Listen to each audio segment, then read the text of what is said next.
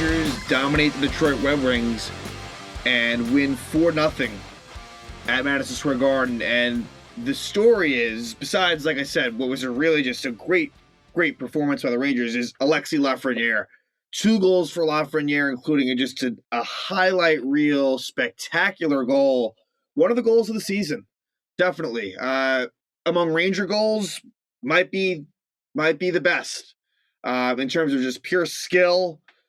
Between the legs, makes a move on Dylan Larkin, and then just a beautiful roof job backhand, sort of Sidney Crosby-esque almost, having that ability backhand, to elevate like that and get it past Thomas Greiss. Just a sensational goal, his second goal of the period. And so Lafreniere, after being a healthy scratch against the Flyers, see, that's like where Gerard Gallant pushes the right buttons, and Lafreniere continues to respond to adversity. And so Lafreniere, 17 goals this season, all at even strength, and we'll see. 6 games left. He needs 3 goals to reach 20. Not out of the realm of possibility that he gets there, but Lafreniere, it's games like this where you understand, why there was so much hype, and he's still so young. So every reason to believe that Lafreniere is going to be a very, very good player in this league, and just spectacular.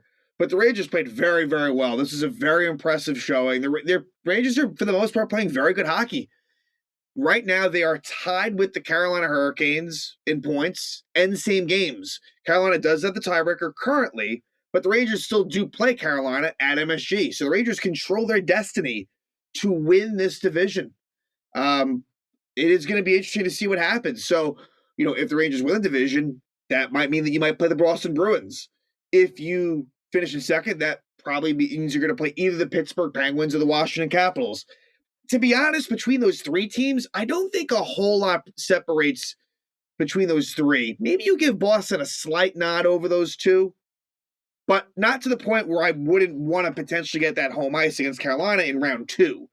Now, if the Rangers now somehow play Tampa Bay in the first round, that's a different story. Then I would rather finish in second. But if you tell me Rangers finish in first, have home ice versus the Bruins, with the potential of having home ice versus Carolina in the second round, that's really probably your most ideal situation. But there's, again, still a lot to be determined there. Pittsburgh, Washington, that's a close race. It's Boston, Tampa. It's widening a little bit, but that's not done. So it's still a little bit too soon to say. But the Rangers are right there with Carolina, as close as they've been. I mean, they are literally in a flat foot tie, same games, and they play each other head to head. So it's going to be fun to see how that turns out. But this was a very easy shutout for Igor Shesterkin. And this is 2 straight shutouts for the Rangers. Georgiev versus the Flyers and Shesterkin versus the Red Wings.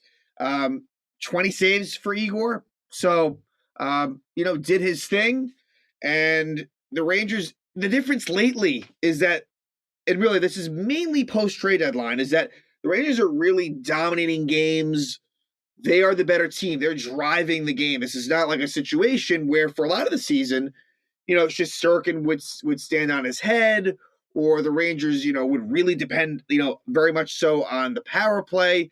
Things have changed. Not to say that there won't be games where that is the case, but the Rangers have really been playing very good hockey for the most part. Very consistent. And this game, really from the start of the game, they were the better team. The one negative that comes out of this game, Kakko does leave the game with a lower body injury. Gallant into the game says he doesn't think it's too serious, but we've known Gallant to not be super forthright. So I would expect Kakko to not be in next game against Winnipeg on Tuesday. Let's just hope that it's nothing too, maybe a week. He's been out for so long, and he scores 2 goals against the Flyers, starting to come around. That would be a shame, especially because for me, this team is better without Ryan Reeves in the lineup. Now, this is where, Tyler Mott being out comes back into play.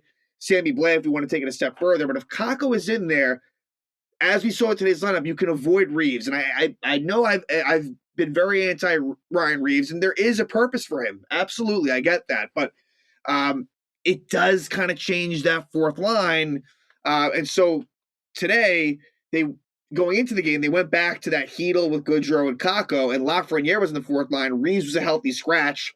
Also on defense, Nemeth in for Braun. So it kind of seems like right now Braden Schneider is that mainstay, and it's really between Nemeth and Braun. So, not a terrible situation. But Kakko does get hurt, and so we'll see where it goes there. But the Rangers were really working hard, and a lot of pressure on the Red Wings. Thomas Greiss delay a game penalty. And then it would be another delay of game penalty 30 seconds into the power play. Sam Gagner, relentless pressure from the Rangers on the Red Wings. And the Rangers do score on the 5-on-3, one of the stars of this game. Really, he was the star of this game until Lafreniere took over. Mika Zibanejad, his 28th goal of the season from Panarin and Kreider. And Mika Zibanejad, I believe, after getting 2 points today, he's now has a career high in points. It's been, after a really slow start for Zibanejad, just really consistent and playing at a very high level. A very nice goal for Zibanejad on the 5-on-3 gives the Rangers a 1-0 lead. They would also draw a power play. Dryden Hunt was high sticked at the end of the first period. The Rangers would be unsuccessful on that power play. However, shortly thereafter, it's a goal for Frank Vetrano. 17th goal of the season combined with the Florida Panthers. What an unbelievably lethal shot by Frank Vetrano. He has one of the best shots in all the National Hockey League. The accuracy, he shoots a lot. And there's a lot of gusto behind that shot. I mean, there is a lot. I mean, these are, for someone who isn't that big in size, Frank Vetrano, I'm very impressed by him. He's not afraid to go into the corners, dig pucks out, use the body. And these shots are hard. So, I mean, Vetrano scores from Zibanejad, his second point of the game, and Adam Fox. That's Adam Fox's first point in a bit. And so the Rangers take a 2-0 lead. They would get another power play as Artemi Panarin was held by Mo Seider, but the Rangers would not score on this power play. And then at the end of the period, Philip Hedel takes the one Ranger penalty. It's a tripping penalty, but the Rangers penalty kill does the job. Then the third period is basically the Alexis Lafreniere show as he was elevated to in Kakko's spot, essentially, with Goodrow and Hedel. And it would be a goal by Lafreniere at 4:37. And it was assisted by Goodrow and Hedel. And so the Rangers take a 3-0 lead, and then it happens later in the period of 14-17, just an amazing goal by Lafreniere. Just amazing. Cuts to the center of the ice, puts the puck between his legs, makes Dylan Larkin look like a fool. To be fair to Larkin, he is a forward. He's not a defenseman, but still. Larkin falls down. Lafreniere is able to just tuck an amazing backhand top shelf past Greiss, and it's 4-0 Rangers. Assists to the former Red Wing Patrick Nemeth, and Barclay Goodrow gets another assist, so the Rangers win it 4-0. Just a really strong effort by the Rangers. Like I said, they are now tied in the Metropolitan Division at 104 points. Rangers improved to 49, 21, and 6. 6 games left for the Rangers. 4 at home, 2 on the road. The next game being against the Winnipeg Jets, so Andrew Kopp gets to face his former team. And the Rangers did win early in the year at Winnipeg. Winnipeg at this point, it's been a struggle for them. They're they were a team that was somewhat on the bubble at times this year, but it was a disappointing year, thus leading them to trading players like Andrew Kopp, being a bit in sell mode, not full on sell mode. But Winnipeg, that should be a game. It's a winnable game for the Rangers.